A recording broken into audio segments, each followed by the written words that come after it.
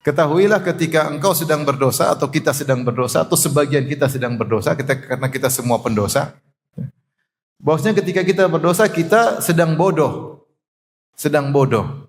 Dan Allah mensifati semua orang yang berdosa adalah orang bodoh. Yang ibadah yang agung adalah ibadah i'tiraf bidzambillah, yaitu mengakui dosa-dosa. Salah satu ibadah yang agung adalah ibadah mengakui dosa-dosa, mengaku kepada Allah Subhanahu wa taala. Bismillahirrahmanirrahim. Bismillahirrahmanirrahim. Assalamualaikum warahmatullahi wabarakatuh. Alhamdulillah ala ihsani wa syukru lahu ala taufiqihi wa amtinani. Asyhadu an la ilaha illallah wahdahu la syarika lahu ta'ziman li sya'nihi wa asyhadu anna Muhammadan abduhu wa rasuluhu ila ridwanihi. Allahumma salli alaihi wa ala alihi wa ashabihi wa ikhwani. Hadirin dan hadirat yang dirahmati oleh Allah Subhanahu wa taala. Pada kesempatan pagi hari ini kita membahas tema yang penting bagi kita semua, baik bagi para hadirin maupun bagi pembicara sendiri, karena kita tahu tidak ada di antara kita yang luput dari dosa-dosa ya. Tinggal banyak atau sedikit ya. Tetapi kalau dosa, kita semua pasti berdosa. Bahkan mungkin bisa kita pastikan hampir setiap hari kita berdosa. Oleh karenanya diriwayatkan Hasan rahimahullah pernah berkata, "Kullu yaumin la yu'sallahu fihi fahuwa 'id." Setiap hari kalau kau tidak bermaksiat pada Allah itu adalah hari raya bagimu ya. Karena siapa yang sehari tidak bermaksiat, dia pasti bahagia, pasti. Dia pasti bahagia. Kebahagiaan yang keluar dari hati, yang Allah berikan sinar cahaya pada hatinya, maka dia sedang berhari raya sebenarnya. Tapi siapakah orang tersebut yang hari-hari dia lewati tanpa dosa?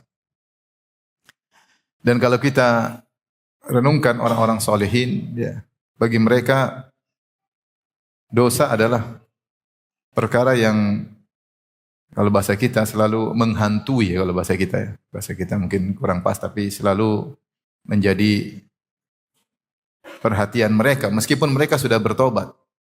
Oleh karenanya diriwayatkan dari Fudail bin Iyad rahimahullah, beliau berkata, "Wa ya sau'atahu minka wa in afaut." Dia berkata, sungguh tetap malu kepada engkau ya Rabb meskipun engkau telah memaafkan. Karena kita tahu ada khilaf di kalangan para ulama tentang dosa jika seorang sudah bertobat darinya kemudian diampuni oleh Allah, apakah masih diperlihatkan oleh Allah atau tidak pada hari kiamat kelak. Maka dua pendapat di kalangan para ulama, sebagian mengatakan tidak akan diperlihatkan lagi. Ini merupakan konsekuensi dari nama Allah Al-Afu, dan makna nama Allah Al-Afu di antaranya dari afu artinya menghilangkan jejak. Sementara sebagian ulama berpendapat bahwasanya tetap diperlihatkan sebagai bentuk kasih sayang Allah agar semakin bersyukur. Allah ingatkan dosa-dosa yang pernah dilakukan meskipun telah diampuni. Akan tapi orang-orang salihin mereka tidak melupakan dosa-dosa mereka. Mereka mengingat dosa-dosa mereka. Ya. Oleh karenanya tadi Fudail berkata, "Wa ya sau'atahu minka wa in afaut." Ya.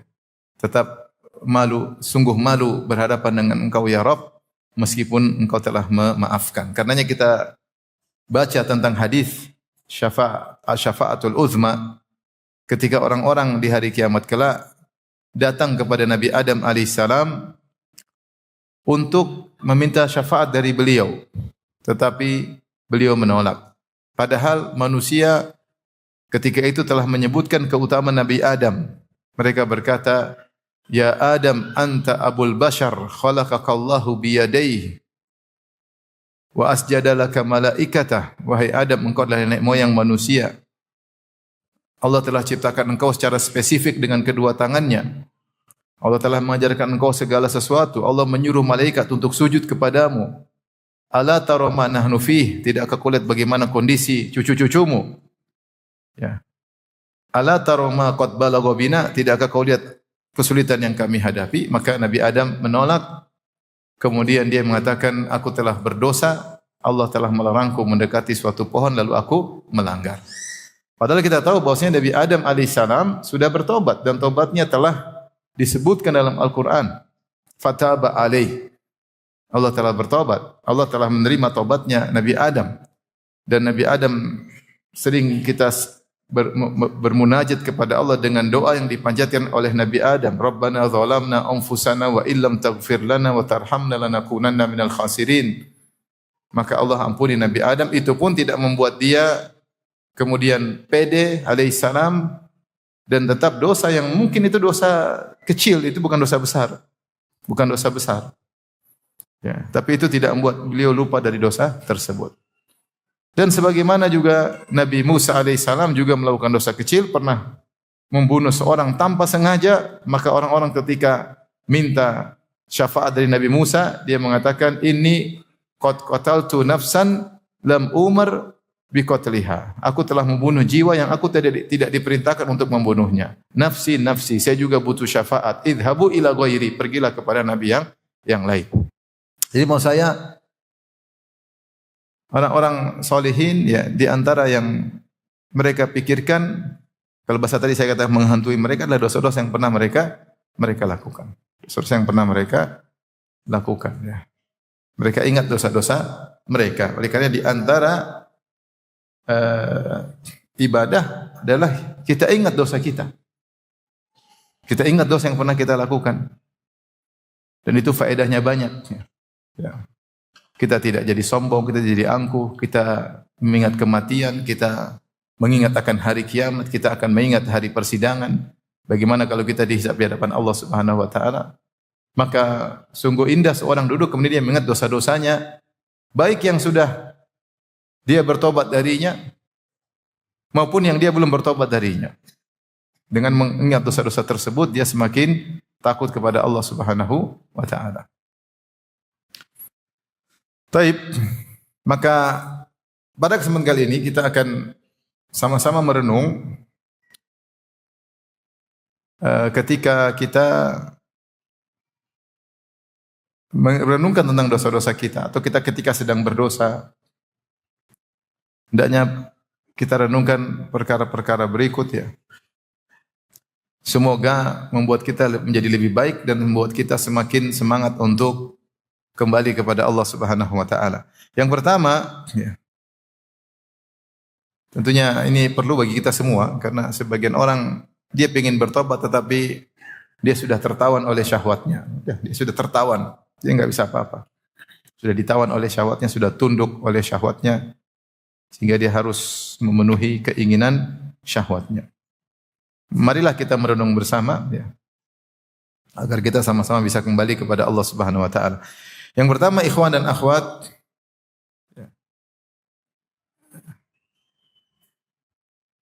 tentunya ketika saya bicara tentang dosa, dosa itu banyak macam ya. Dosa itu banyak macam. Ada dosa ketika seorang bersendirian, dia tidak bisa jaga pandangannya. Ada dosa seorang terjerat dengan riba, dia tidak bisa meninggalkan riba karena menurut dia disitulah mata pencahariannya. Ada orang terjerat dengan dosa ghibah, kalau tidak ghibah dia rasanya tidak nyaman ya.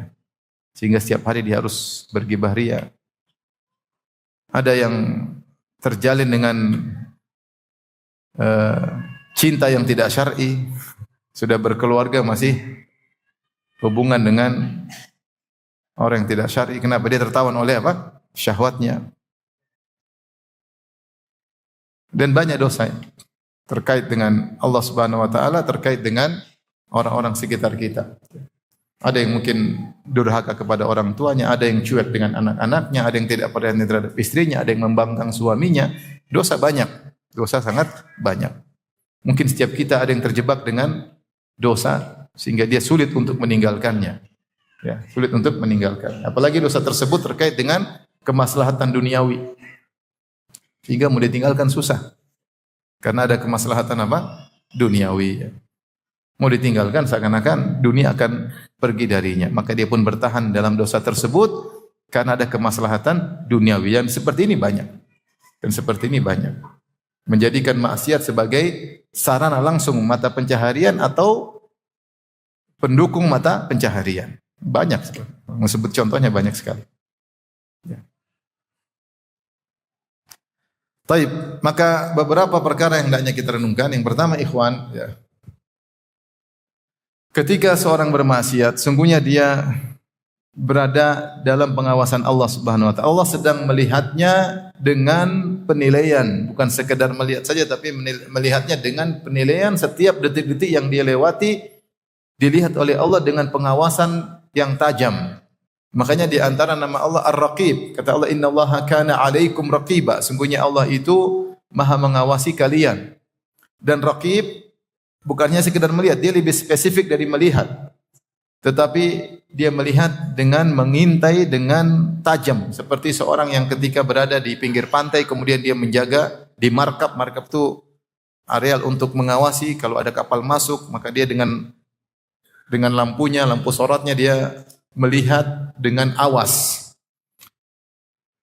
Oleh karenanya ketika kita sedang maksiat, ya, jangan sampai hilang dari diri kita bahwasanya Tuhan kita sedang melihat kita dengan mengawasi sambil menilai. Oleh karenanya Nabi menasihati sahabat dengan berkata, ittaqillah haitsuma kunt. Bertakwalah kepada Allah dimanapun engkau berada. Karena dimanapun engkau berada, kau tidak akan luput dari pengawasan Allah Subhanahu wa taala. Makanya Rasulullah mengatakan, istahyu minallahi haqqal haya. Takutlah, malulah kepada Allah dengan rasa malu yang benar. Dalam sebagian riwayat dikatakan sebagaimana engkau malu dengan seorang soleh dari kaummu. Kalau kita bermaksiat kemudian enggak usah orang soleh, anak kita lewat aja kita malu. Melakukan hal yang tidak pantas, apalagi kalau ketahuan istri kita. Apalagi kalau ketahuan murid kita, apalagi kalau ketahuan guru kita, kita malu. Makanya sebagian salah mengatakan la taj'alillaha ahwanan nadhirina ilaik. Janganlah kau menjadikan Allah adalah yang paling rendah dari orang-orang yang melihatmu. Artinya kalau kau sama orang malu harusnya sama Allah lebih malu. Tapi kenyataan yang terjadi ketika kita tahu tidak ada yang lihat dan kita tahu hanya Allah yang lihat, kita cuek. Ya.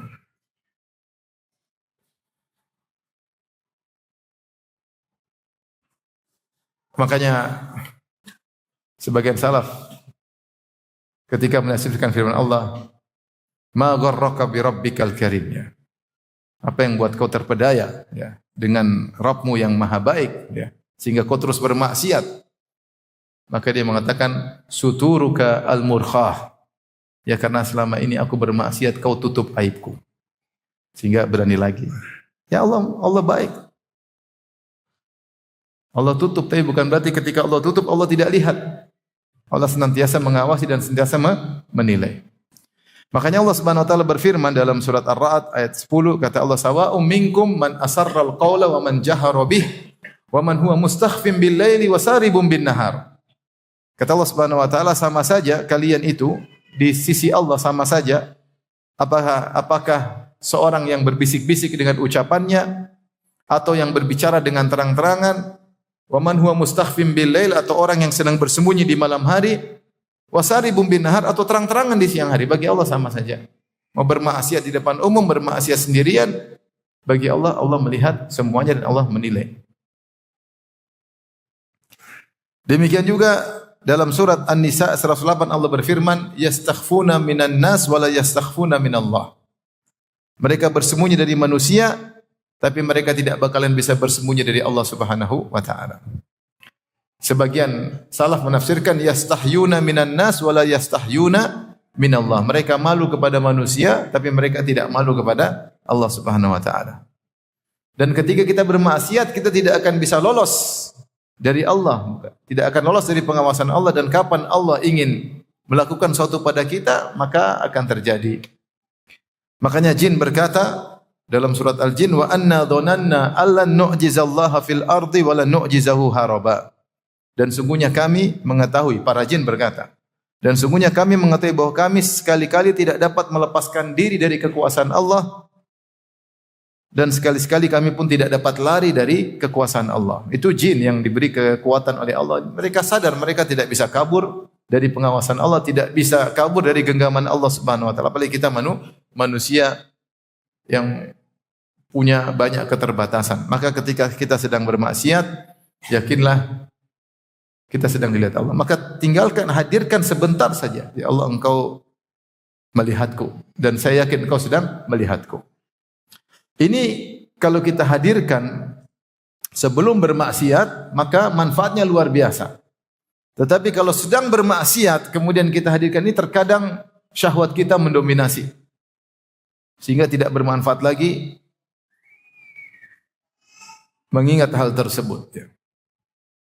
Meskipun terkadang bermanfaat, seperti diriwayatkan ada seorang lelaki mengajak berzina seorang wanita, ketika mereka sudah di tengah gelap malam, tidak ada yang melihat, ya. Kemudian dia berkata, "Ma ma'ana illal kawakib." Tidak ada yang bersama kita kecuali bintang-bintang. Sudah, kita berzina aja, enggak ada orang lain, yang ada cuma apa? Bintang-bintang. Bintang-bintang mau ngapain bintang-bintang? Maka sang wanita yang diajak berzina berkata, "Fa aina mukaukibuha?" Kalau gitu mana yang menciptakan bintang-bintang tersebut? Bersama kita atau tidak? Maka kalau kita lagi maksiat, ya, lagi mungkin duduk kemudian bersendirian, lagi nonton Korea, ya, ingat-ingat, aduh, Allah lagi ngeliat nih. Seri berikutnya, sudah satu seri aja, jangan dua seri. Seri kedua, Allah lihat lagi. Dan Allah lihat dengan awas. Allah lihat dengan awas, dengan penilaian yang ketat. Malu enggak detik-detik kita lewati, kemudian kita sedang bermaksiat. Ikhwan-ikhwan yang chattingan sama akhwat, hati-hati. Lagi chatting, Allah lihat enggak lagi chattingan? Apalagi lagi video call. Hati-hati ya. Ummahat juga demikian, berselancar di dunia maya, kemudian lihat apa yang dilihat, kontak dengan siapa yang dia kontakin, ya. Sungguhnya Allah Maha melihat. Tapi ini yang pertama, mungkin kita renungkan ketika kita sedang berdosa, ya, atau sedang melakukan dosa. Yang kedua, ketahuilah ketika engkau sedang berdosa atau kita sedang berdosa atau sebagian kita sedang berdosa, karena kita semua pendosa. Bahwasanya ketika kita berdosa, kita sedang bodoh. Sedang bodoh. Dan Allah mensifati semua orang yang berdosa adalah orang bodoh. Orang bodoh. Sebagaimana dalam firman Allah Subhanahu wa taala surat An-Nisa ayat 17. Kata Allah, "Innamat taubatu 'ala Allahi lil ladzina ya'maluna as-su'a bi jahalatin tsumma yatubuna min qarib. Fa ulaika yatubullahu 'alaihim wa kana Allahu 'aliman hakima." Sungguhnya taubat itu Allah berikan kepada orang yang melakukan kemaksiatan bijahalatin karena kebodohan. Dengan kebodohan, kemudian mereka bertobat sebelum gorgorah, sebelum nyawa di kerongkongan. Allah mensifati, di sini kata Allah, ya'maluna su'a bijahalah, melakukan dosa dengan kebodohan. Ini dengan kebodohan ini adalah wasfun lazim. Wasfun lazim itu orang yang melakukan maksiat dia pasti bodoh. Kenapa dia bodoh? Di antara bentuk kebodohannya, dia mendahulukan kenikmatan dunia dengan mengorbankan kenikmatan akhirat. Bal tu'thirunal hayatad dunya wal akhiratu khairu wa abqa. Kalian mendahulukan kesenangan dunia padahal akhirat lebih baik dan lebih kekal. Bukankah ketika dia bermaksiat berarti bisa jadi, ya, dia terjerumus dalam neraka dan bisa jadi dia terluput dari kenikmatan surga yang sempurna dan abadi? Mungkin atau tidak? Mungkin. Maka berarti dia bodoh. Dia bodoh. Orang bodoh, orang yang mengambil sedikit hanya sesaat, kemudian mengorbankan yang banyak dan sempurna. Itu orang bodoh. Makanya kita semua ini kalau bermaksiat sedang bodoh. Lagi sebodoh-bodohnya. Antum tahu hidup ini cuma sebentar, 60-70 tahun. Setiap detik yang kita lewati dalam ketaatan akan Allah ganti dengan kenikmatan yang sempurna dan abadi. Sebagai contoh, salat 2 rakaat sebelum subuh. Siapa yang salat 2 rakaat sebelum subuh, khairu minad dunya wa ma fiha. Akan diganti oleh Allah yang mungkin kita kerjakan 2-3 menit, Allah akan ganti dengan kenikmatan yang lebih baik dari dunia seisinya. Lah, ini kita bukan hanya tidak salat 2 rakaat sebelum subuh, bahkan kita sedang bermaksiat karena ada kelezatan yang kita rasakan. Maka orang yang mendahulukan kelezatan yang sesaat, sebentar, yang kemudian ujungnya adalah penderitaan, adalah orang bodoh dengan mengorbankan apa? Kenikmatan yang abadi. Ini bodoh yang pertama. Mendahulukan yang sedikit, meninggalkan yang banyak. Bodoh yang kedua, bahwasanya kenikmatan tersebut berujung pada kesengsaraan. Tidak ada maksiat kecuali ujungnya kesengsaraan. Maksiat apapun. Maksiat apapun. Kalau seorang sebelum nonton film Korea, dia cek kebahagiaan dalam hatinya. Dia cek aja, dia cek sebentar, dia rasa kemudian nonton film Korea 1 jam. Ketika nonton film Korea tersebut mungkin dia senang, mungkin dia gembira, mungkin dia tertawa dengan, saya nggak tahu, saya juga belum pernah nonton. Maksudnya dengan berbagai macam apa? Khawatir saya salah persepsi. Mungkin ada syahwatnya, ada senang-senangnya, ada ketawa-ketawanya. Mungkin dia bahagia 1 jam. Setelah coba cek hatinya, pasti hatinya mengeras. Hatinya pasti mengeras. Ketika hatinya mengeras dan itu efeknya langsung, tidak menunda, tidak tertunda, langsung. Maka saat itu kebahagiaan dia dicabut.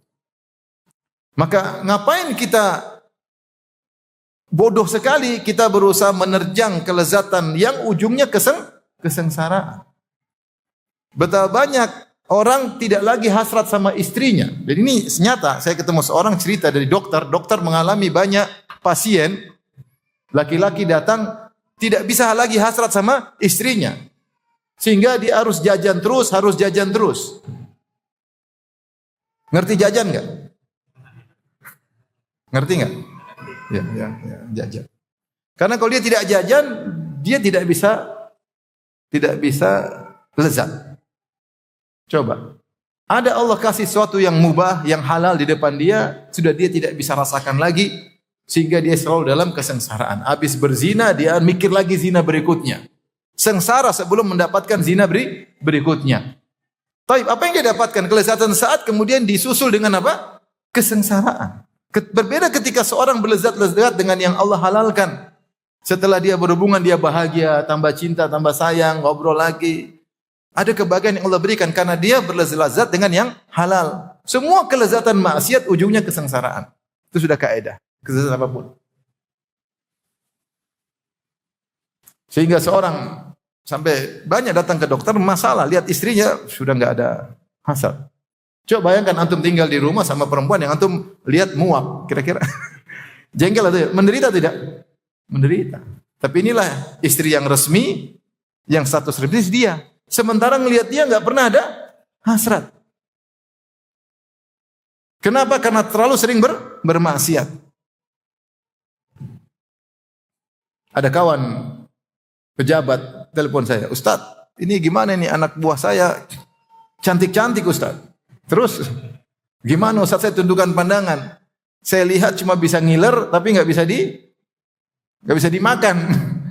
Ibarat kita lihat es krim lagi musim panas, es krim kita pingin tapi kita nggak bisa ngambil. Ternyata es krimnya dimakan sama orang lain. Lebih menderita mana? Seorang musim panas tidak lihat air dingin atau lihat air dingin tapi tidak bisa diambil. Bingung ya? Lebih sengsara, ada kelezatan kita nggak cuma ngiler doang, penasaran nggak bisa ngapa-apain. Itu sengsara. Itulah gambaran orang kalau mengumbar pandangan lihat sesuatu yang cantik dia terus ketagihan tapi dia diliputi dengan kesengsaraan. Itu yang dialami para pelaku maksiat. Oleh karenanya hanya orang bodoh yang bermaksiat dan kitalah orang-orang bodoh tersebut. Ketika bermaksiat kita itu hanya menimbulkan kesengsaraan. Tidak usah jauh-jauh, seorang yang sering buka medsos, kemudian lihat perempuan, buka aurat terbuka ini. Hatinya, dia ada kesenangan, kelezatan lihat berita. Coba cek hatinya, jujur. Kok saya hati jadi keras? Hati keras. Kenapa? Banyak maksiat yang kita lihat di medsos. Maka orang bermaksiat, orang yang bodoh. Oleh karenanya Nabi Yusuf alaihissalam ketika dia berdoa, dia tidak ingin jadi orang bodoh. Ketika dia dirayu oleh ibu-ibu Mesir, dia berkata, Rabbis sijnu ahabbu ilayya mimma yad'unani ilai. Wa illa tasrif anni kaidahunna asbu ilaihinna wa akum minal jahilin. Kata Yusuf alaihissalam, ya Rabbku, aku lebih suka di penjara daripada memenuhi rayuan para wanita tersebut.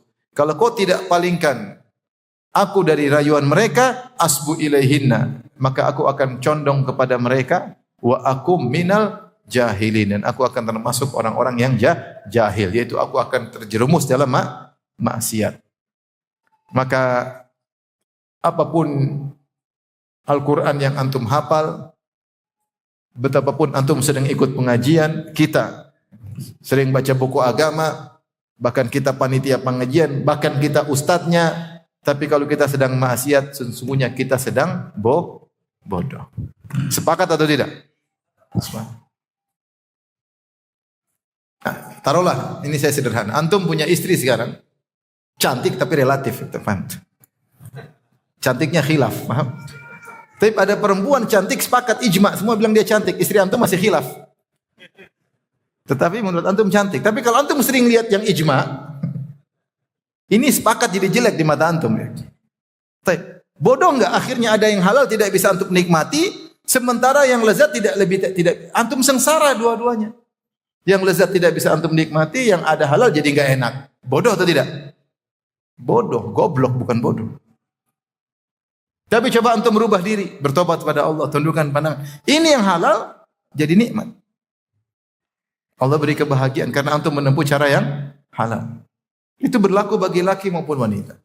Wanita yang sering lihat yang macam-macam, kelezatan hilang. Hasrat kepada suami hilang. Hidup di dalam rumah tangga menjadi sengsara. Taat kepada suami dengan terpaksa, tidak ada rasa cinta. Kasihan. Menyiksa diri sendiri, bodoh atau tidak? Bodoh. Apalagi saya bilang ibu-ibu yang suka nonton film Korea, suaminya jadi kelihatan donat gosong. Lihatnya cowok putih, bibir merah, apa suami, waduh. Udah gini, donat gosong, pakai wijen. Repot. Siapa yang sengsara? Kita yang sengsara. Kita yang sengsara. Antum kira nonton film box office antum bahagia, lezat iya, setelah itu antum sengsara. Demi Allah antum sengsara. Demi Allah kita sengsara. Maka orang bermaksiat itu goblok. Dan kita lah orang-orang goblok tersebut. Semoga Allah mengampuni dosa-dosa kita. Baik, berikutnya. Ikhwan, kita renungkan tentang dosa kita. Apakah ada dosa bisa menggugurkan pahala? Ada, sebagian dosa disepakati oleh ulama bisa menggugurkan pahala. Contohnya syirik bisa menggugurkan seluruh apa? Pahala. Contohnya misalnya al-man wal adha menggugurkan pahala sedekah. Seperti firman Allah Subhanahu wa taala, ya ayyuhalladzina amanu la tubtilu shadaqatikum bil manni wal adha. Kalladzi yunfiqu malahu ria'an nas. Wahai orang yang beriman, janganlah kalian batalkan pahala-pahala sedekah kalian dengan mengungkit-ungkit dan menyakiti. Berarti tadinya pahala sudah ada, sudah diterima oleh Allah, dicatat dalam amal timbangan kebajikan kita. Tahu-tahu kita melakukan maksiat. Maksiat tersebut berupa al-man wal adha. Dan ini maksiat yang langsung berhubungan dengan sedekah tadi. Ketika kita melakukan al-man wal adha, kita ungkit, saya dulu yang bantu kamu kan. Nah, kita ungkit ini, ungkit. Kita menyakiti orang yang sudah kita bantu, maka ketika itu pahala kita hilang. Berarti ada maksiat yang bisa menggugurkan apa? Pahala. Ini ada yang disepakati, ada yang khilaf. Contoh lagi Aisyah radhiyallahu taala anha, ketika dapat kabar ada seorang sahabat melakukan bai'ul ainah, yaitu riba. Maka Aisyah peringatkan, kata Aisyah sampaikan kepada beliau, annahu qad abtala jihadahum ar Rasulillah illa an yatub, sungguhnya dia telah melakukan riba dan dia telah menggugurkan dan membatalkan pahala jihadnya bersama Rasulullah kecuali dia bertobat. Bayangkan Aisyah sampaikan dengan tegas. Riba, sekali riba, apa pahala? Pahala luar biasa seorang berjihad bersama Nabi, sampai para ulama dari sebagian salaf ketika ditanya, mana yang lebih afdal, Muawiyah atau Umar bin Abdul Aziz?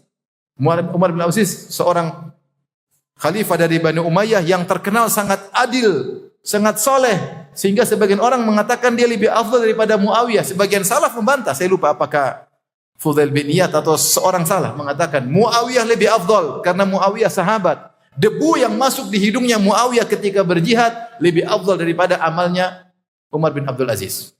Sampai ada salah mengatakan demikian karena keutamaan berjihad bersama siapa? Nabi.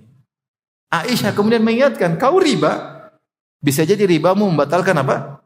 Jihadmu bersama Rasulullah. Tapi kita gampang-gampangin riba. Mendukung riba. Berarti ada dosa yang bisa menggugurkan pahala sebelumnya. Sampai dalam sebagian asar Imam Ahmad mengingatkan hati-hati mengumbar pandangan. Bisa jadi mengumbar pandangan Pandangan yang haram menggugurkan sebagian pahalamu. Tapi maka kalau kita mau bermaksiat, renungkan, jangan-jangan kita maksiat ini ada pahala kita yang gugur. Rugi. Tentu tidak semua ya, tapi ada, kita nggak tahu yang mana. Ini head to headnya dengan apa kita nggak tahu. Seperti man wal adha, head to headnya dengan sedekah. Ini dilakukan, sedekah gugur. Tapi kalau memandang aurat wanita, apa yang gugur kita nggak tahu. Maka ketika seorang ingin bermaksiat, dia hadirkan makna ini. Jangan-jangan apa yang sudah saya kerjakan selama ini bisa hancur. Makanya saya ingat kisah tentang seorang syekh yang digoda. Saya sudah pernah ceritakan kisah ini. Ketika dia pergi ke luar negeri, kemudian dia di kamar, masuk ke hotel, mungkin hotel umum, tiba-tiba ada yang ketuk pintu di malam hari, ternyata dia buka pintu, perempuan yang sangat cantik jelita dengan pakaian yang sangat menggoda. Maka dia langsung kunci pintu. Sementara perempuan tersebut terus ketuk pintu, maka dia sholat dan dia sujud. Saya itu cerita kepada kawan saya cerita kepada saya. Di antara doa dia bilang, ya Allah, apakah aku harus hancur malam ini? Sekian lama aku berdakwah, sekian lama aku harus hancur malam ini? Harus gugur amalanku malam ini. Dia takut, sampai dia berdoa sampai ketukan itu selesai. Mungkin perempuannya ngantuk-ngantuk, terus tidur. Selamat. Dia selamat. Ya, laki-laki digoda perempuan, kalau tidak tergoda berarti tidak normal. Kalau tergoda normal, tapi jangan maju, mundur. Syekh tadi ya. Kalau hasil disebutkan, teman saya cerita, Syekh itu dia cerita setelah dia selamat, dia bahagia. Ketika dia pulang, dia di Jeddah, dia turun dari pesawat, tiba-tiba ada telepon. Ternyata dia angkat, zaman dulu dia telepon. Tanya kenapa? Kata Syekh, tahu-tahu ada yang bilang, Syekh, saya menawarkan putri saya buat antum. Allahu Akbar. Man taraka syai'an lillah awadallahu khairan minhu. Siapa yang meninggalkan sesuatu karena Allah, Allah ganti dengan yang lebih baik. Tapi antum enggak ada begitu kan? Lagi digoda. Enggak ada gantinya. Maksudnya ini kisah. Jangan sampai kita melakukan sesuatu, kemudian apa yang sudah kita kerjakan jadi apa? Gugur. Kita enggak tahu ini gaib. Dosa ini bisa menggugurkan apa? Wallahu alam bisawab. Tetapi sebagian ahlu sunnah berpendapat bahwasanya sebagian dosa bisa menggugurkan sebagian apa? Pahala. Sebagian ada nasnya, sebagian mereka bilang intinya ini ada. Cuma dosa ini gugurkan apa? Wallahu alam. Allah alam. Maka kita renungkan apa yang sudah kita perjuangkan selama ini. Tadi riba bisa menggugurkan jihad, bayangkan. Kata Aisyah radhiyallahu taala anha.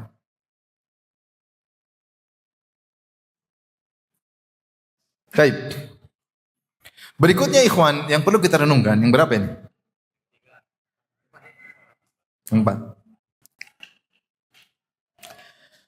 Bahwasanya ketika kita bermaksiat dan kita berani menerjang suatu kemaksiatan, bisa jadi itu awal dari perubahan kehidupan kita menuju yang buruk. Ini bisa jadi.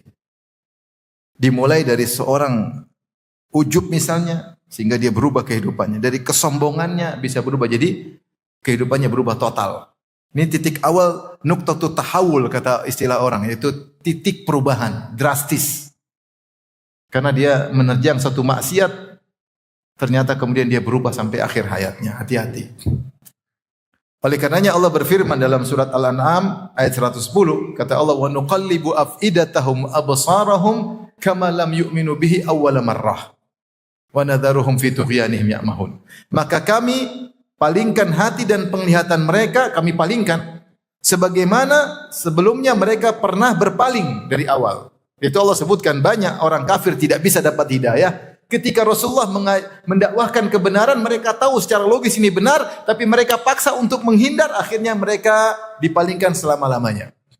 Gara-gara satu titik penentu. Bisa jadi maksiat yang kita lakukan waliyadzubillah, titik penentu berubah seorang. Ngeri.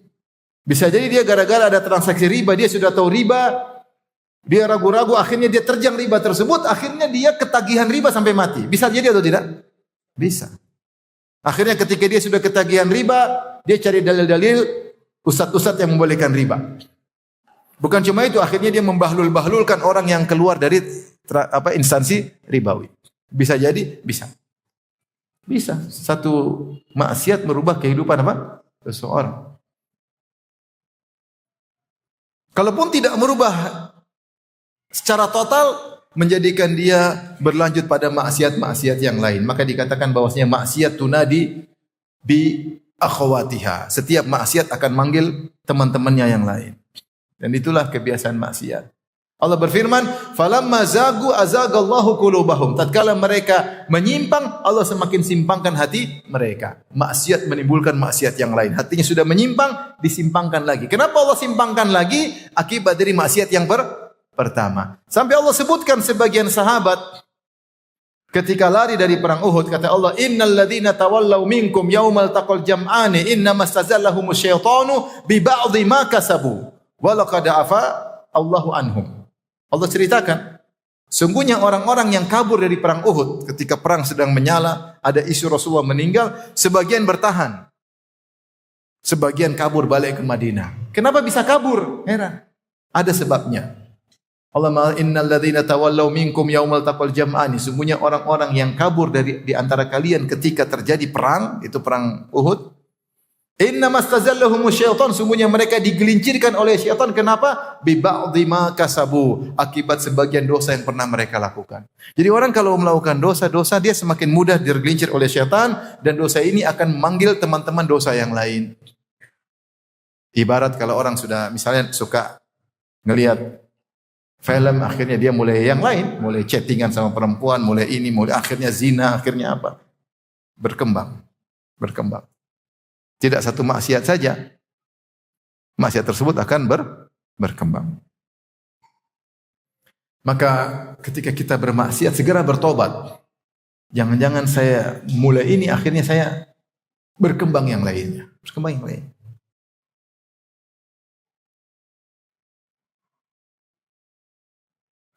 Dan itu banyak contohnya. Saya kalau mau cerita, gimana ya? Saya itu jangan sepele. Saya tidak bicara kalau orang sudah kejebak maksiat siapapun dia, orang awam, penuntut ilmu, dai, bisa kejebak pada maksiat-maksiat berikutnya. Bisa. Maka karena kita pasti berdosa, maka kalau kita berdosa segera bertaubat. Jangan tunda-tunda.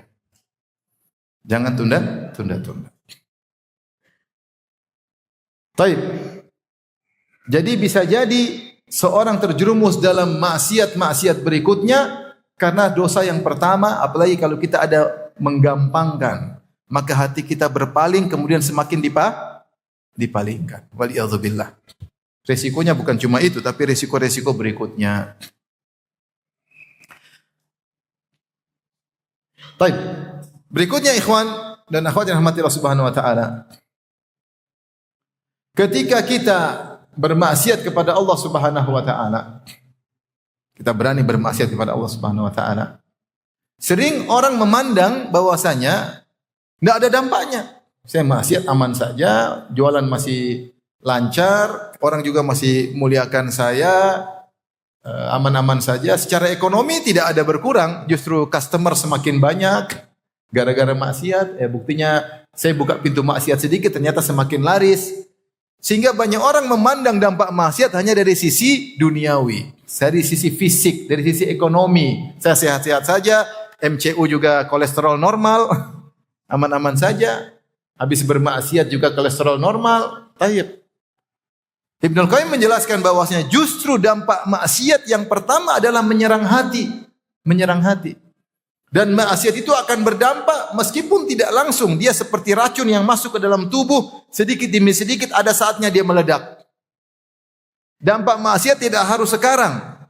Bahkan kalau sekarang pun mungkin kau tidak sadar karena dampak maksiat itu yang pertama dia serang adalah hati. Orang kalau maksiat hatinya terserang, hatinya menjadi hitam. Semakin banyak maksiat semakin hitam dan ini langsung berdampak. Dia jadi malas beribadah, dia kurang khusyuk baca Quran. Ya. Dia tidak terenyuh ketika mendengar nasihat-nasihat. Kenapa? Hatinya mati. Tapi matinya pelan-pelan tidak langsung. Sehingga jangan antum melihat dampak maksiat hanya pada secara fisik. Saya aman-aman saja. Hati antum bermasalah. Bermasalah. Dan jika antum teruskan suatu saat akan hancur antum. Entah yang hancur akidah antum atau yang hancur adalah secara duniawi antum. Sampai diriwayatkan seorang salaf mengatakan, man talabal hadis li ghairillah mukira bihi. Siapa yang mencari ilmu hadis, mencari hadis, ilmu periwayatan karena riya, maka dia akan dibuat makar oleh Allah Subhanahu wa taala. Itu makar itu apa? Apa itu makna makar? Makar itu dia digiring kepada kebinasaan tanpa dia sadari, seakan-akan natural, padahal kebinasaan. Dan itu kita lihat dalam banyak kejadian dalam kehidupan ini. Ada orang yang misalnya zalim, ketika dia berbuat zalim, dia merasa Allah tidak hukum dia ketika itu. Mungkin Allah hukum dia 20 tahun lagi. Mulailah dia mengalami kesusahan, tapi saking naturalnya sehingga dia tidak merasa itu akibat kezaliman yang dia lakukan. Itu Allah sedang berbuat makar kepada dia. Itu waliyadzubillah mengerikan. Maka seorang harus peka dengan dosanya. Karena kalau dia tidak peka, maka dia bisa terkena dampaknya, ya, meskipun waktu yang panjang tapi dia akan kena. Man talabal hadis li ghairillah mukira bihi. Siapa yang mencari ilmu riya bukan karena Allah Subhanahu wa taala, maka dia akan kena makar Allah cepat atau lambat. Baik. Dari situ coba kita renungkan hati kita. Kita dulu mungkin awal ngaji, ketika semangat ngaji, kita kalau enggak sholat berjamaah hati kita rasanya berat. Sedih enggak sholat berjamaah. Sekarang enggak sholat berjamaah sekali dua kali aman, enggak apa-apa, biasalah. Nabi aja ketiduran katanya. Biasa. Dulu kalau kita awal ngaji, tundukan pandangan lihat cewek terbuka aurat, mungkin kita merasa aduh dosa ini. Udah lama ngaji malah terbiasa. Ini tidak terjadi sekarang. Ini dampak maksiat yang kita lakukan, akumulasi yang mungkin tidak sadari, ternyata efeknya ada. Efeknya ada. Sehingga kita biasa. Sampai kita melakukan maksiat, hati kita tidak merasa sakit. Berarti hati kita sedang berpenyakit, bermasalah, sehingga kita tidak peka. Makanya Ibnu Qayyim dalam dunia berkata, "Wallahi law annal quluba salimatun la taqatta'at asafan minal hirmani." Seandainya hati seseorang itu bersih, tentu dia akan tercabik-cabik ketika dia terhalang dari suatu kebaikan. Seorang ternyata misalnya tidak jadi melakukan tidak bangun malam, ketiduran, dia sedih. Ada apa saya tidak salat malam? Kenapa saya beberapa hari terhalangi di salat malam? Kenapa hari-hari lewat saya tidak buka Quran? Dia sedih. Tapi kalau sudah akumulasi enggak ada rasa apa-apa. Ah biasalah. Memang salat malam tiap hari kan enggak wajib. Ada aja dalilnya.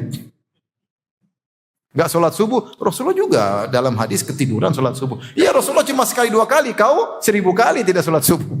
Terus menyamakan dengan Nabi SAW. Sehingga jadi biasa. Jadi biasa. Kalau orang hatinya ada kesempatan dia berbakti sama orang tua, tidak bisa, dia menyesal kenapa saya tidak berbakti. Dia mau bersedekah enggak jadi, dia sedih kenapa saya tidak jadi bersedekah. Sedih. Karena ada kesempatan untuk naik level di surga, dia lewatkan. Kalau hati bersih seperti itu. Ya, sehingga ada hal yang kebaikan yang terhalangi, dia terhalangi darinya, maka hatinya tercabik-cabik. Ini jika hati seorang apa? Bersih dan selamat.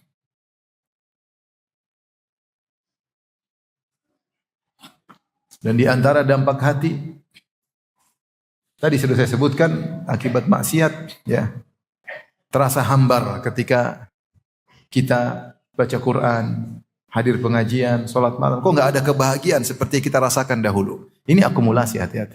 Akumulasi. Sampai kita tidak peka terhadap maksiat.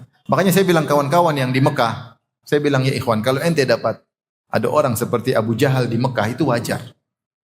Kenapa? Di Mekah itu dia dilema. Kalau ingin di Mekah itu, kalau ingin memperbaiki hati maka sangat cepat luar biasa. Karena engkau di Mekah, di Ka'bah, kota suci, sholat 100.000 kali lipat. Tapi kalau kau kurang ajar di Mekah, hatimu hitam juga cepat. Karena semua ulama sepakat bermaksiat di Mekah tidak sama bermaksiat di Jogja, di luar Mekah. Wa man yurid fihi bi ilhadin bi dzulmin nudhihku min adzabin alim. Siapa yang ingin melakukan kezaliman di Mekah, kami siapkan dia adab yang pedih. Di Mekah orang baru niat buruk aja sudah dicatat dosa. Baru niat buruk, belum melakukan, belum aksi, belum eksekusi. Belum aksi sudah tercatat dosa. Gimana kalau aksi? Kemudian orang di Mekah nipu jamaah haji, zalimi jamaah haji, jual kambing-kambing yang enggak ada. Jual kambing ternyata kambingnya dijual lagi kepada warung. Jual kambing ternyata kecil seperti kucing ya. Sampai ada jemaah tanya saya, Ustaz, saya kemarin potong kambing tapi kecil sekali Ustaz. Itu sebenarnya kambing atau kucing? Ini pertanyaan saya enggak main-main. Dia mungkin bercanda tapi dia bilang kecil Ustaz, kayaknya tidak sah. Saya bilang coba kau lihat kambing atau kucing itu? Iya Ustaz, kecil sekali, kayaknya kucing Ustaz. Jemaah aja dibodohin. Saya ketemu jemaah aja, Ustaz saya disuruh potong 3 ekor kambing. Kenapa 3 ekor kambing? Orang jemaah haji cuma 1 aja. 3 Ustaz, katanya 1 kambing haji, 2 kambing korban, 3 kambing pelanggaran. Emang ibu melakukan pelanggaran? Enggak, tapi katanya setiap orang pasti melanggar. Sama aja ibu nyembelih, belum melanggar, kalau melanggar terus nyembelih lagi. Jadi dibohongin jemaah. Hati menjadi hitam cepat. Makanya orang-orang travel kalau suka nipu jemaah haji di Mekah, hatinya apa? Hitam. Sampai kita dengar ada sebagian bermaksiat berzina di hotel-hotel di Mekah Madinah. Kok bisa? Saya bilang bisa aja. Bisa aja. Kenapa? Karena maksiat di tanah haram, akumulasi. Hitamnya cepat, tidak seperti kita maksiat di Jogja, di Jakarta. Enggak. Jogja, Jakarta apa? Mekah Madinah ini kota suci. Kok bermaksiat situ? Hitam langsung cepat. Udah hitam, hati bisa seperti Abu Jahal. Kita kalau dengar kok bisa di Mekah begitu? Bisa. Enggak usah heran. Karena ketika maksiat dilakukan yang pertama diserang apa? Hati. Maka ini hati-hati akumulasi. Lihat kata Nabi SAW tentang orang berdusta. Ini maksiat dusta. Kata Rasulullah SAW, "Iyyakum wal kadhib, fa innal kadhiba yahdi ilal fujur wa innal fujura yahdi ilan nar wa la yazalu ar-rajulu yakdzib wa yataharra al-kadhib hatta yuktaba indallahi kadzaban." Hati-hatilah dengan dusta. Iyyakum wal kadhib, hati dengan dusta. Kenapa? Dusta mengantarkan kepada kefajiran, kepada dosa-dosa. Dan kefajiran mengantarkan kepada neraka. Wala yazalu rajul yakdzib, dan seorang senantiasa berdusta. Ini akumulasi, dusta 1 hitam, dusta 2 hitam. Wa yataharral kadzib, bahkan dia jago dusta. Jago dusta, bahkan dia sengaja berdusta. Bukan dusta terpaksa aja, bahkan yataharra itu dia benar-benar cari kesempatan untuk bisa berdusta. Kata Allah, kata Nabi, hatta yuktaba indallahi kadzaban, sampai distempel oleh Allah sebagai pendusta. Ketika sudah distempel oleh Allah sebagai pendusta, dia hilang kepekaan terhadap dosa. Sehingga dia dusta seperti ngomong biasa. Dusta seperti ngomong biasa. Saya pernah nasihati seorang. Saya bilang, engkau dusta. Saya dusta di mana? Saya bilang, kau saking banyak dusta, kau lupa dustamu. Saya bilang, ini dusta-dustamu. Saya emosi. Karena dia suka berdusta. Karena saking berdusta, udah dusta, dia udah cuek. Seakan-akan cuma minum air putih aja, nggak ada masalah. Wa amal munafik yara dzunubahu kadhumabin mara ala anfi fayaqulu hakadha. Adapun orang munafik dia tidak pandang dosanya. Dia kalau melakukan dosa seakan-akan seekor lalat lewat dia cuma usir. Dan ada orang berdusta seperti biasa sekali. Ini contoh maksudnya sudah distempel oleh Allah. Maka hati-hati ikhwan, kalau kita bermaksiat tidak bertobat, maka kepekaan terhadap maksiat akan hilang. Sehingga hati kita sudah hitam terakumulasi, waliyadzubillah, kita mau begini, kayaknya enggak ada masalah, biasa-biasa aja. Sampai ada orang berdosa, kemudian kawan bilang ini luar biasa. Dia salah tapi seakan-akan tidak salah. Ini kalau bukan jujur atau pemain. Kalau orang salah kemudian seperti tidak bersalah kan mungkin orang jujur benar-benar tidak ada dosanya. Atau pemain memang dia jago. Sehingga dia tidak peka lagi dengan nama, tidak takut mau dibilang tenang aja. Padahal dia berdosa. Waliyadzubillah. Maka hati-hati ikhwan. Maksudnya kalau kita melakukan dosa segera kita bertobat kepada Allah Subhanahu wa taala. Baik. Tatkala kita bermaksiat, yang perlu kita renungkan, yang berapa sekarang? Keenam. Ingat, kita akan dihisab waktu kita terbuang sia-sia. Karena maksiat itu butuh energi, butuh duit, butuh waktu, dan semua ini akan hilang sia-sia dan di akhirat akan menjadi malah petaka. Seorang mau berzina, dia butuh energi, kumpulin duit, dia mungkin hunting cewek di ini, telepon sana, telepon sini, janji. Kemudian sembunyi-sembunyi agar istri tidak tahu, kemudian ketemu deg-degan. Butuh energi, butuh waktu, sembunyi-sembunyi, itu semua habis waktu. Dia nonton film Korea maksiat kan bukan satu seri, sampai 30 seri, episode baru lagi, judul baru lagi, nonton lagi berseri-seri, habis waktu.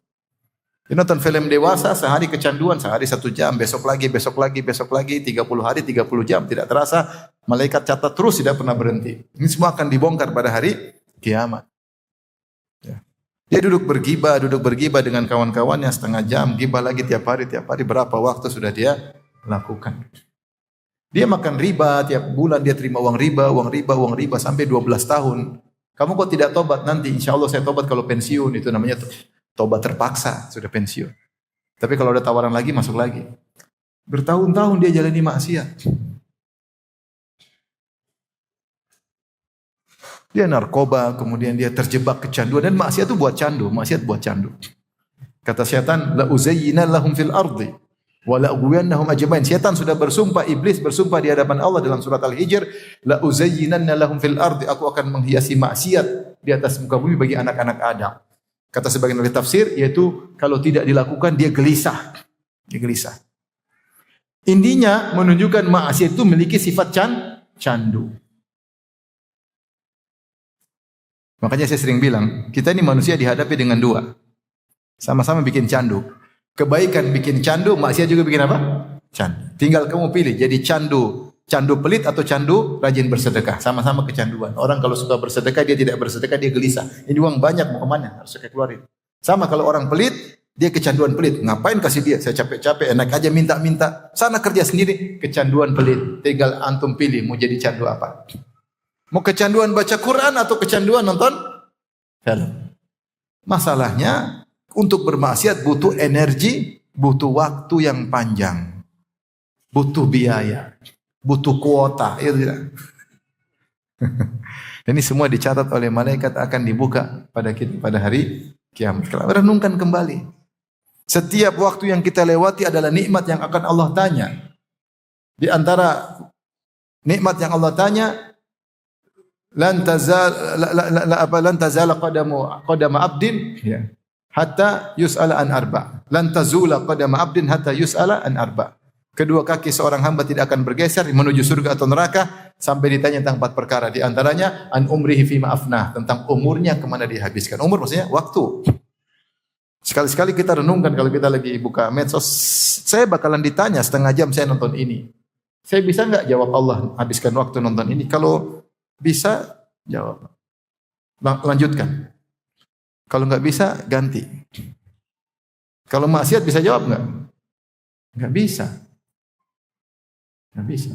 Kita saja suka olahraga, kita nonton acara olahraga berjam-jam, kalau kita ditanya, yakin bisa jawab? Itu padahal olahraga yang mungkin hukum asalnya mubah, kita pun bingung jawabnya. Tapi kalau maksiat gimana jawabnya? Maka seorang merenungkan, apakah dia ridha jika catatan amal dibuka ternyata isinya berjam-jam bermaksiat kepada Allah Subhanahu wa taala. Kemudian renungkan terakhir, umur kita semakin habis, waktu kita semakin, tubuh kita semakin dimakan oleh zaman, semakin rapuh, rambut semakin putih, pandangan semakin lemah, penyakit-penyakit mulai muncul, kekuatan tidak seperti dulu. Berarti umur kita bakalan habis. Sekali kita habiskan buat maksiat, sementara teman-teman kita umurnya dia habiskan untuk berketaatan, sudah berapa level mereka naik tinggi. Semakin naik level, udah ngaji semakin bagus, semakin takwa, semakin bahagia dengan keluarganya, semakin banyak sedekahnya. Kita masih berkutat dalam maksiat. Sudah berapa kita rugi? Kalaupun kita bertobat, mungkin sudah 2 tahun kita maksiat, dia sudah 2 tahun untuk sampai level kemana? Rugi kalau kita persaingan tentang hari akhirat. Kalau kita tobat, kalau kita enggak tobat, waliyadzubillah. Jadi ini sekedar renungan bagi kita semua ketika kita bermaksiat, dan di akhir pengajian ini saya ingin menyampaikan tentang ibadah yang agung adalah ibadah i'tiraf bidzambillah, yaitu mengakui dosa-dosa. Salah satu ibadah yang agung adalah ibadah mengakui dosa-dosa, mengaku kepada Allah Subhanahu wa taala. Allah memuji orang-orang yang mengaku dosa-dosa mereka. Ya.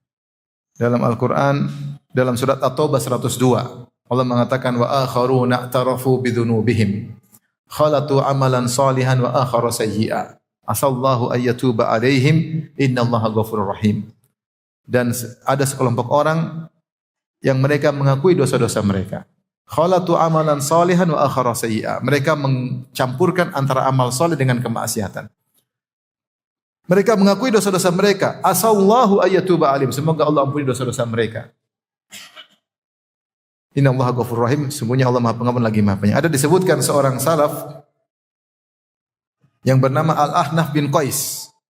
Ketika dia ingat firman Allah, laqad anzalna ilaikum kitaban fihi dzikrukum. Sungguh kami telah turunkan kepada kalian suatu kitab, itu Al-Qur'an, fihi dzikrukum, yang dalam Al-Qur'an ada penyebutan kalian. Ya, zahirnya seperti itu. Ada yang mengartikan mengingatkan karena kalian disebut dalam Al-Qur'an.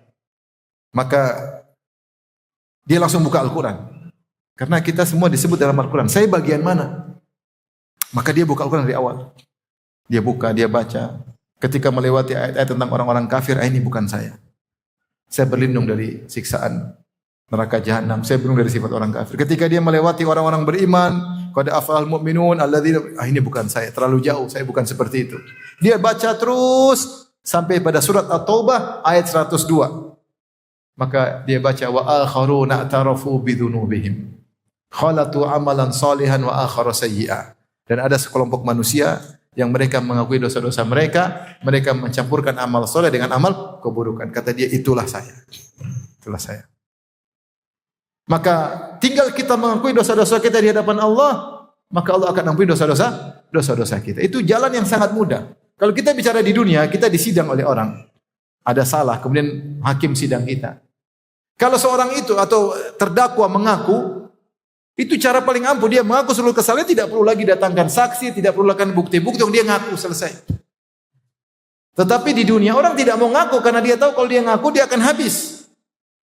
Dia akan ditangkap, mungkin dibunuh, akan macam-macam, akan diambil hartanya, sehingga orang tidak mau ngaku, sehingga hakim butuh mendatangkan bukti-bukti. Tapi kalau kita ngaku di depan Allah, justru sebaliknya, kita ngaku dosa-dosa kita, maka kita akan selamat. Dan kita enggak perlu malu. Kalau ngaku di depan hakim kita malu.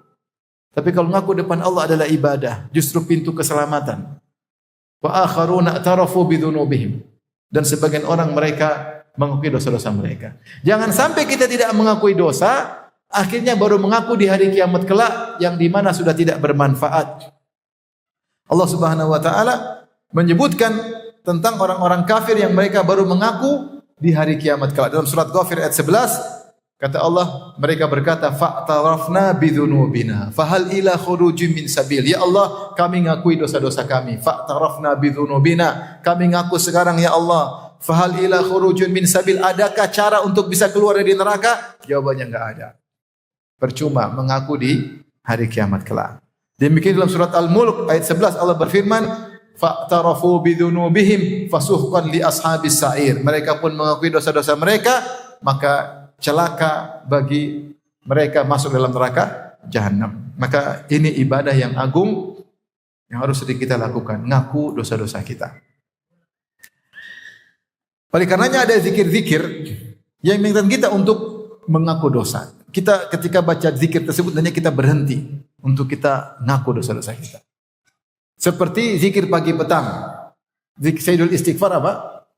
Allahumma anta rabbi la ilaha illa anta khalaqtani wa ana abduk wa ana ala ahdika wa wa'dika mastata'tu a'udzu bika min syarri ma sana'tu. Ini di antara pengakuan. Aku berlindung dari dampak keburukan yang sudah aku lakukan. Berarti aku maksiat enggak?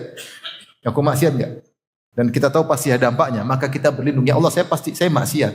Makanya a'udzu bika min syarri ma sana'tu. Aku berlindung dari keburukan apa yang telah aku lakukan. Itu dosa-dosa.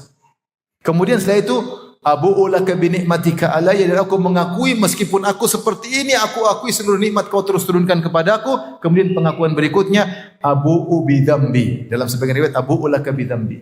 dan aku mengakui dosa-dosa. Abu'u bidzambi maknanya ya Allah ada dosa-dosa yang aku pikul belum bisa aku tinggalkan. Aku mengakui hal tersebut. Tolonglah hamba-Mu ini. Itu di antara doa dalam sel istighfar kita renungkan ini makna. A'udzubika min syarri ma sana'tu itu pengakuan, kemudian abu'u bidzambi yaitu aku mengaku aku datang bertemu dengan Engkau dengan memikul apa? Dosa-dosa. Ini salah satu zikir yang situ ada iktiraf. Di antaranya juga dalam doa istiftah, wajjahtu wajhiya lilladzi fataras samawati wal ard hanifa wa ma ana minal musyrikin. Inna salati wa nusuki wa mahyaya wa mamati lillahi rabbil alamin. La syarika lahu bidzalika wa ana awwalul muslimin. Kemudian Allahumma antal maliku la ilaha illa anta. Anta rabbi wa ana abduk. Zalamtu nafsi wa i'taraftu bi dhanbi. Faghfir li dhunubi jami'an. Innahu la yaghfiru dhunuba illa ant. Wahdini li ahsanil akhlaqi la yahdi li ahsaniha illa ant. Wasrif anni sayyi'aha la yasrif anni sayyi'aha illa ant. Allahumma inni laka wa ilaik. Wa syarru laysa ilaik. Wal khairu wa labbaik wa sadaik wa syarru laysa ilaik wal khairu bi yadaik inni laka wa ilaik tabarakta wa ta'ala. Ini doa istiftah panjang banget ya. Sudah hafal belum? Belum. Yang hafal yang mana? Ini doa istiftah panjang dalam Sahih Muslim dari kalau masalah Ali bin Abi Thalib. Kita ulangi doanya kepanjangannya. Tapi di antaranya Rasulullah dalam doa itu mengatakan Allahumma anta rabbi wa ana abduk zalamtu nafsi. Aku telah berbuat dosa terhadap diriku wa taraftu bi dzambi dan aku mengakui dosa-dosaku. Faghfir li dzunubi jami'an innahu la yaghfiru dzunuba illa ant. Jadi ada iktiraf, saya mengaku dosa-dosa. Ini di antara kalau kita baca doa tersebut hendaknya seorang merenungkan di antara ibadah yang agung adalah mengakui dosa-dosa.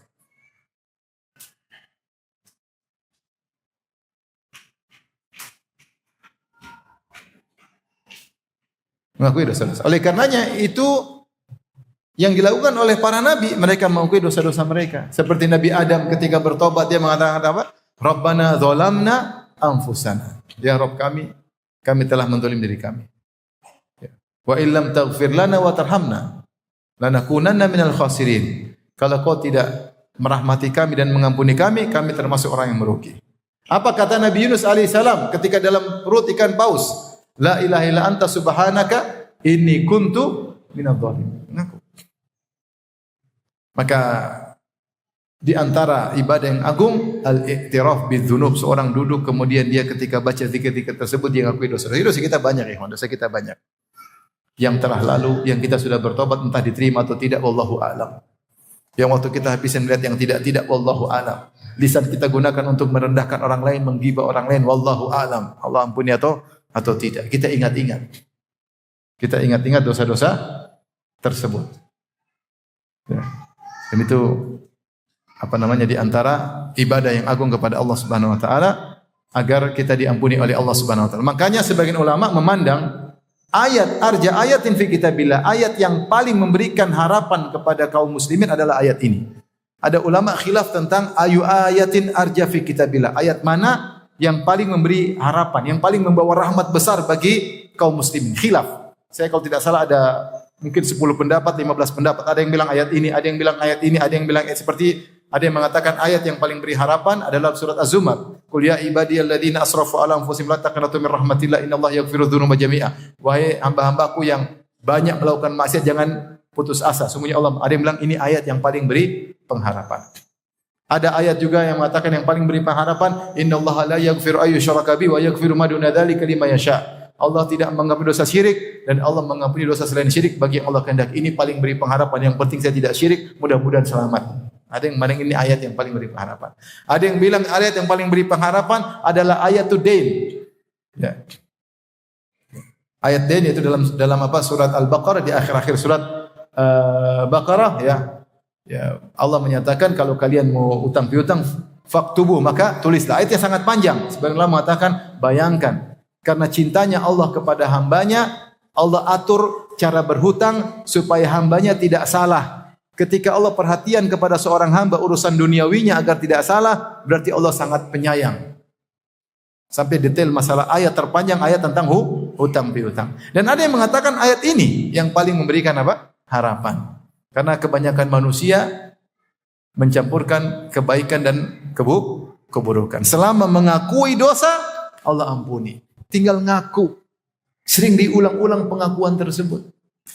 Kita semua banyak dosa. Makanya apa ucapan para ustaz ketika di awal kajian? Innal hamdalillah nahmaduhu wa nasta'inuhu wa nastaghfiruhu wa na'udzu billahi min syururi anfusina. Kita berlindung kepada Allah dari keburukan jiwa kami. Wa min sayyiati amalina, dari keburukan amal kami. Hati ini ada masalah, amal juga ada masalah. Ini kan kita banyak dosa.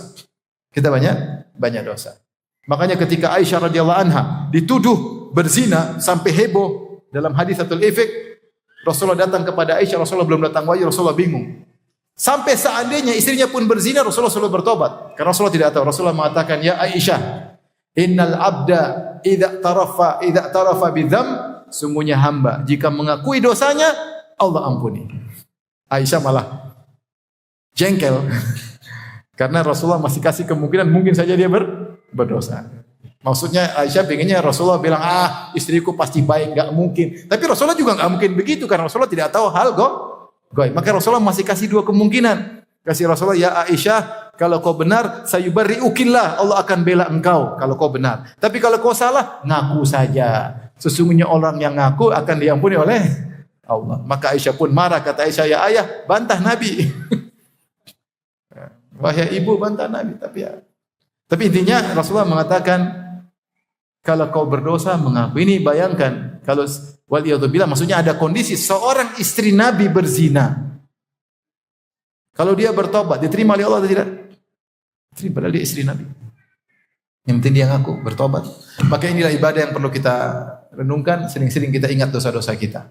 Jangan lupakan dosa-dosa kita. Manusia sering suudzon sama orang, husnudzon sama diri sendiri. Harusnya kita balik. Seringlah kita suudzon sama diri sendiri, husnudzon sama orang lain. Di antara cara suudzon sama diri, kita banyak dosa. Dosa kita ini banyak. Kalau mau di total berapa jam kita berdosa? Banyak. Demikian para hadirin dan hadirat yang rahmati Allah Subhanahu wa taala, apa yang saya sampaikan. Semoga ini menjadi muhasabah renungan bagi kita semua. Agar kita ngerem kalau berdosa segera bertobat kepada Allah. Waktu terus berjalan, umur semakin habis, waktu pertemuan kita dengan Allah semakin cepat. Kemarin saya waktu ngisi pengajian di Jakarta Barat, ada kawan usianya sudah 71. Dia bilang, Ustadz, kemarin kawan kita, dia di masjid dan kebiasaan kami duduk sampai zikir pagi petang, dan di zikir masih ketawa-ketawa. Habis sholat subuh kami berzikir, setelah zikir kami makan sarapan, masih ketawa-ketawa Ustaz. Dia pulang ke rumah, mungkin 15 menit kepalanya pusing, langsung meninggal dunia. Tidak ada tanda-tanda bakalan meninggal. Saya bilang alhamdulillah, orang itu husnul khatimah. Karena husnul khatimah habis apa? Habis sholat subuh berjamaah, zikir pagi petang. Yang penting bagi kita bukan mati tidak mati, karena kita semua mati. Yang penting adalah bagaimana matinya kita, itu yang penting. Bagaimana cara kita mati? Mau mati ketabrak mobil, mau mati sakit, mau mati dalam jihad, mau mati semua akan mati. Mati dadakan, tapi yang penting bagaimana cara kita meninggal. Makanya seringlah kita bertobat dan iktiraf, mengakui dosa-dosa kita. Baik, demikian saja. Wabillahi